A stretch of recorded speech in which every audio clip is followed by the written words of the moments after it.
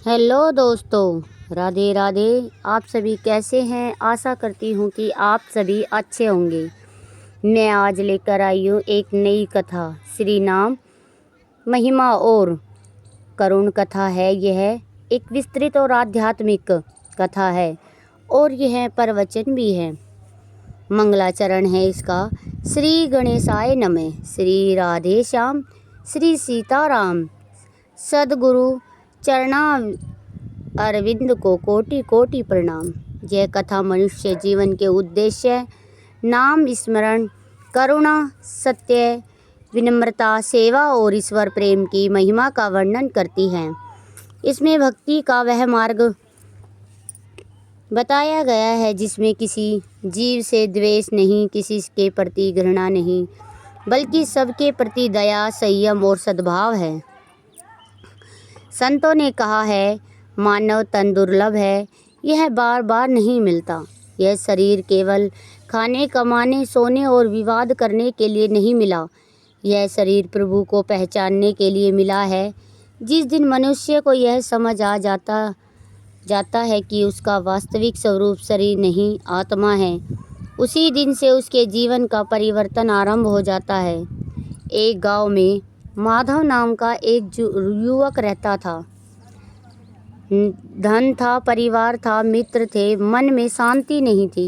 दिन भर व्यापार करता, रात भर चिंता करता, कभी लाभ की चिंता, कभी हानि का भय, कभी ईर्ष्या, कभी किसी पर क्रोध। एक दिन गांव में एक महात्मा आए। लोग उनके दर्शन करने पहुँचे। माधव भी गया। उसने पूछा, गुरुदेव, मेरे पास सब कुछ है, फिर भी मन शांत क्यों नहीं? महात्मा मुस्कुराए और बोले, क्योंकि तूने संसार को अपना समझ लिया और स्वयं को भूल गया। जिस दिन तू अपने भीतर बैठे प्रभु को पहचान लेगा, उसी दिन शांति मिल जाएगी। माधव ने पूछा, भगवान कहाँ मिलते हैं? महात्मा बोले, जहाँ अहंकार समाप्त होता है वही भगवान प्रकट होते हैं। यह सुनकर माधव चुप हो गया। महात्मा ने माधव को एक छोटा सा मंत्र दिया और कहा, प्रतिदिन प्रातः और रात्रि को प्रेम से जपना, केवल जीवा से नहीं, हृदय से भी जपना। पहले दिन माधव को कुछ अनुभव नहीं हुआ। दूसरे दिन भी मन भटकता रहा। तीसरे दिन उसे लगा कि मन थोड़ा शांत हो रहा है। धीरे धीरे उसका क्रोध कम होने लगा। संतों ने कहा, नाम वह दीपक है जो भीतर का अंधकार मिटा देता है। जिस घर में नाम स्मरण होता है, वहाँ का वातावरण भी पवित्र हो जाता है। जैसे सुगंध फूल के पास बैठने से शरीर में सुगंध आ जाती है, वैसे ही भगवान के नाम का स्मरण करने से मन पवित्र होने लगता है। एक दिन माधव ने महात्मा से पूछा, गुरुदेव, क्या केवल नाम जपने से सब मिल जाता है? महात्मा बोले, यदि नाम सच्चे हृदय से लिया जाए तो वही मनुष्य को भीतर से बदल देता है। पर नाम के साथ आचरण भी शुद्ध होना चाहिए। कैसा आचरण? सत्य, दया, संयम, सेवा और विनम्रता। महात्मा गांव में प्रवचन कर रहे थे। उन्होंने कहा, जिनके हृदय में दया नहीं, उसकी पूजा अधूरी है। भगवान पत्थर की मूर्ति से पहले जीवों के हृदय में बसते हैं। उन्होंने समझाया कि भोजन भी ऐसा होना चाहिए जो मन को शांत करे, शरीर को स्वस्थ रखे और किसी जीव के प्रति क्रूरता की भावना न बढ़ाए। उन्होंने कहा, क्रोध, हिंसा और लालच से मन अशांत होता है। दया, क्षमा और संतोष से मन निर्मल होता है। गांव में कुछ लोग आपस में लड़ते थे। किसी को जाति का अभिमान था, किसी को धन का। महात्मा ने सबको बुलाकर कहा, जिस मिट्टी से तुम्हारा शरीर बना है, उसी मिट्टी से दूसरों का भी फिर अभिमान किस बात का? एक वृद्ध किसान रो पड़ा। उसने कहा, गुरुदेव, मैंने जीवन भर लोगों से कठोर व्यवहार किया। क्या अब भी सुधार हो सकता है? महात्मा बोले, जब तक प्राण है तब तक परिवर्तन संभव है। संत ने कहा, जहाँ मैं हूँ वहाँ भगवान नहीं, जहाँ भगवान है वहाँ मैं ही नहीं हो सकता। अहंकार मनुष्य को भीतर से खोखला कर देता है। धन का अहंकार, ज्ञान का अहंकार, रूप का अहंकार, यह सब मनुष्य को सत्य से दूर ले जाते हैं। माधव धीरे धीरे बदल रहा था। पहले वह अपने नौकरों पर क्रोध करता था, अब प्रेम से बात करने लगा। पहले गरीबों को देखकर तिरस्कार करता था, अब उसकी सहायता करने लगा था। एक दिन उसने महात्मा से कहा, गुरुदेव, पहले मुझे लगता था कि मैं सब कुछ हूँ, अब लगता है मैं कुछ भी नहीं हूँ। महात्मा बोले, यही आध्यात्मिक यात्रा का प्रारंभ है। सच्चा साधक वह नहीं जो केवल बाहरी वेश बदल ले, सच्चा साधक वह है जिसके हृदय में परिवर्तन हो जाए। महात्मा ने कहा, यदि कोई घंटों पूजा करे और फिर भी दूसरों से कठोर बोले तो उसकी पूजा अधूरी है। उन्होंने समझाया, जो सत्य बोले वही साधक है, जो दूसरों का भला सोचे वही साधक है, जो अपने दोष देखे वही साधक है, जो सब में भगवान को देखे वही भक्त है। माधव प्रतिदिन प्रातः नदी किनारे बैठकर नाम जप करता। धीरे धीरे उसका मन भीतर की शांति अनुभव करने लगा। एक वर्ष गांव में अकाल पड़ा, लोग परेशान हो गए। उस समय महात्मा ने कहा, जो भूखे को भोजन देता है वह केवल शरीर की नहीं, हृदय की भी तृप्ति करता है। माधव ने अपने गोदाम खोल दिए, गरीबों को अन्न बांटना शुरू किया। पहले उसे धन कमाने में आनंद आता था, अब सेवा करने में आनंद आने लगा। उसने देखा कि वह किसी दूसरे दुखी की सहायता करता है, तब उसके अपने दुख हल्के हो जाते हैं। महात्मा बोले, सेवा वह पूजा है जिसमें दिखावा नहीं होना चाहिए। मनुष्य को सबसे बड़ा युद्ध बाहर नहीं भीतर होता है। काम, क्रोध, लोभ, मोह और ईर्ष्या, ये 5 शत्रु मन को बांध लेते हैं। माधव कभी कभी फिर क्रोधित हो जाता। उसे दुख होता कि इतने प्रयास के बाद भी मन शांत क्यों नहीं रहता। महात्मा ने कहा, बेटा, साधना का अर्थ यह नहीं कि तुम तुरंत बदल जाओ, साधना का अर्थ है निरंतर प्रयास। उन्होंने उदाहरण दिया, जैसे पत्थर पर लगातार पानी गिरता रहे तो निशान बन जाता है, वैसे ही निरंतर नाम स्मरण से मन बदल जाता है। भक्त का सार प्रेम है, जहाँ प्रेम है वहाँ भय नहीं रहता। महात्मा बोले, भगवान को बड़े बड़े शब्द नहीं चाहिए, उन्होंने सच्चा हृदय चाहिए। उन्होंने समझाया कि प्रेम का अर्थ केवल भावुकता नहीं, प्रेम का अर्थ है दूसरों को क्षमा करना, अपने स्वार्थ को कम करना, किसी के दुख को समझना, सब में ईश्वर का अंश देखना। माधव ने पूछा, क्या भगवान सचमुच सब में है? महात्मा बोले, जब यह अनुभव हो जाए तब किसी से घृणा नहीं बचेगी। एक धनी व्यापारी महात्मा के पास आया। उसने कहा, मेरे पास बहुत धन है फिर भी मन बेचैन है। महात्मा ने पूछा, क्या कभी संतोष मिला? व्यापारी चुप हो गया। महात्मा बोले, जिसकी इच्छाएं अनंत है उसका दुख भी अनंत है। उन्होंने कहा, संतोष गरीबी नहीं, सबसे बड़ा धन है। माधव ने यह बात अपने जीवन में उतारी। अब वह आवश्यकता अनुसार खर्च करता और शेष सेवा में लगा देता। उसका मन पहले से अधिक हल्का हो गया। महात्मा ने एक दिन कहा, जो मृत्यु को याद रखता है वह जीवन सही जीता है। लोग डर गए। महात्मा बोले, डरने के लिए नहीं कह रहा, स्मरण करने के लिए। समय सीमित हो, जो करना है अभी करो। उन्होंने कहा, एक दिन सब यही रह जाएगा, धन, मान, प्रतिष्ठा साथ जाएगा, केवल कर्म और प्रभु का नाम। यह सुनकर माधव का मन और गहरा हो गया। अब उसका अधिक समय सत्संग, सेवा और नाम स्मरण में बीतने लगा। महात्मा ने कहा, दूसरों की निंदा करने वाला मनुष्य अपने मन को द्वेष देता है। उन्होंने समझाया कि हर मनुष्य अपनी यात्रा पर है। किसी में दोष दिखे तो घृणा नहीं, करुणा होनी चाहिए। अपने दोष देखो, संसार सुंदर लगने लगेगा। गांव में दो परिवार वर्षों से झगड़ रहे थे। महात्मा ने दोनों को बुलाकर कहा, तुम दोनों ने अपने जीवन को कितने वर्ष क्रोध में रखे हैं? दोनों रो पड़े और गले मिल गए।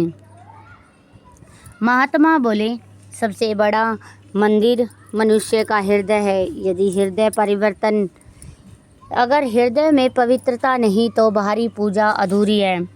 उन्होंने कहा, भगवान दूर नहीं, वे हर श्वास में, हर जीव में, हर कण में उपस्थित है।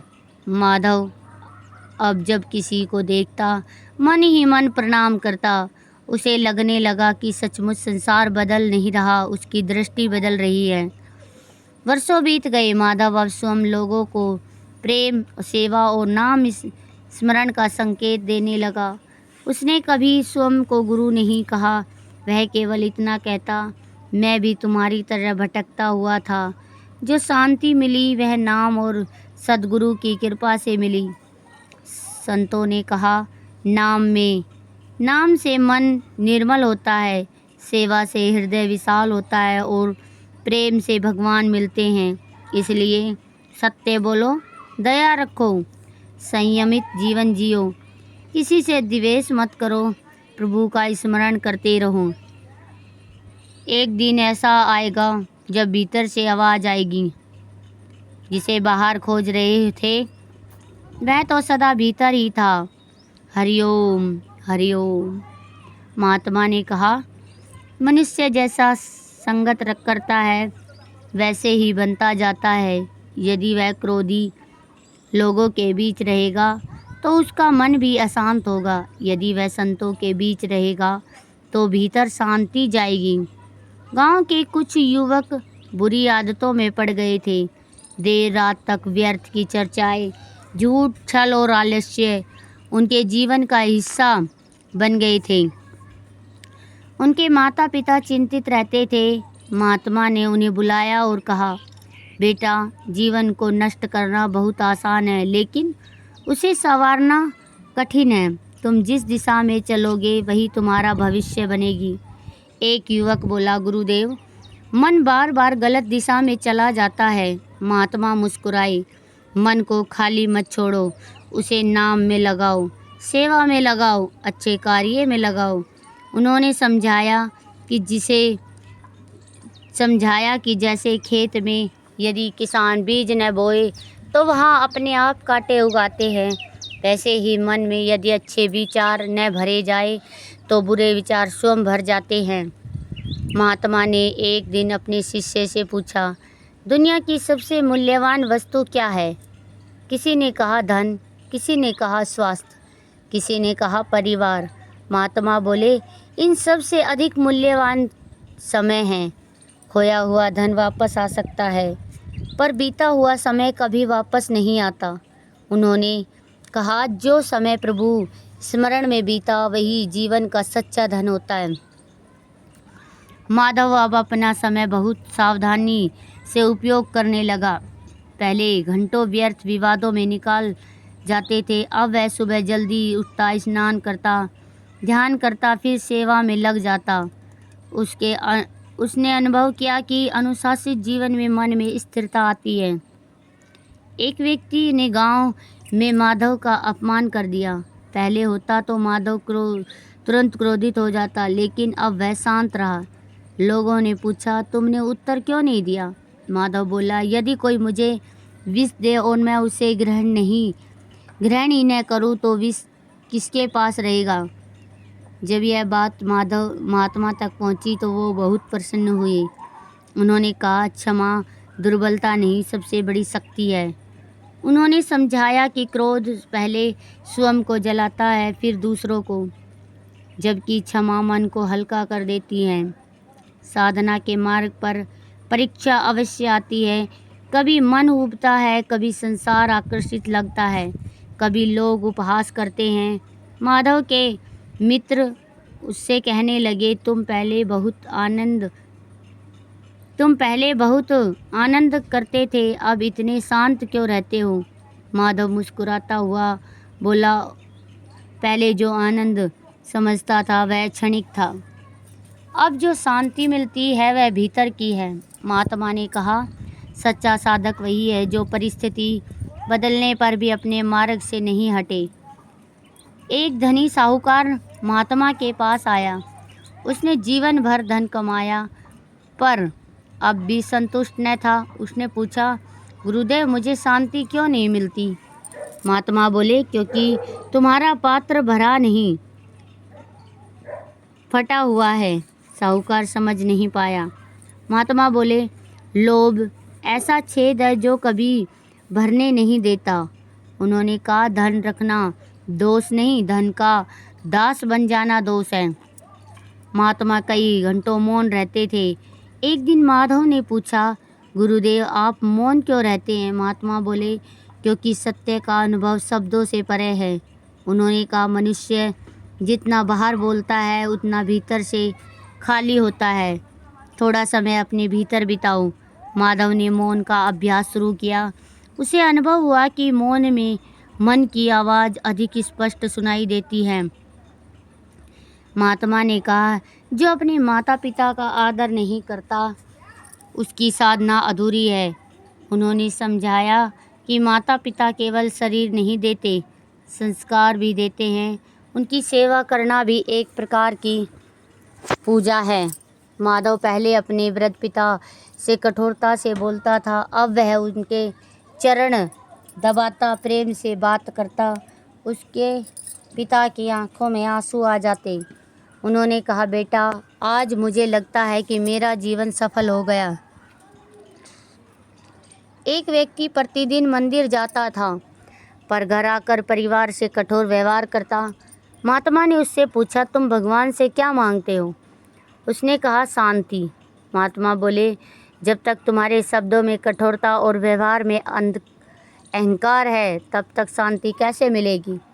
उन्होंने कहा, सच्ची पूजा केवल दीप जलाना नहीं, भीतर प्रेम जगाना है। महात्मा ने एक दिन शमशान की ओर संकेत करते हुए कहा, यह संसार का अंतिम विद्यालय है। यहाँ आकर हर अभिमान समाप्त हो जाता है। लोग गंभीर हो गए। महात्मा बोले, मृत्यु से डरना नहीं चाहिए, उससे पहले अज्ञान में जीना डरना है। उन्होंने कहा, जो हर दिन को अंतिम दिन समझ कर प्रेम, सेवा और सत्य में जीता है वही वास्तव में जीता है। माधव ने एक दिन महात्मा से पूछा, क्या आपको भगवान दिखाई देते हैं? महात्मा मुस्कुराए और बोले, जब मन का पर्दा हट जाता है तब हर दिशा में वही दिखाई देते हैं। उन्होंने कहा, सूर्य हमेशा चमकता है, बादल आने से पूर्व समाप्त नहीं होता, वैसे ही ईश्वर हमेशा उपस्थित है, केवल मन के बादल हटाने चाहिए। माधव गहरे ध्यान में डूब गया। अब उसे कभी कभी ऐसा अनुभव होता कि हवा का स्पर्श भी ईश्वर की करुणा जैसा है। वर्षों बाद महात्मा वृद्ध हो गए। एक दिन उन्होंने सबको बुलाया और कहा, मैंने तुम्हें कोई नया धर्म नहीं दिया, केवल वही याद दिलाया जो तुम्हारे भीतर पहले से था।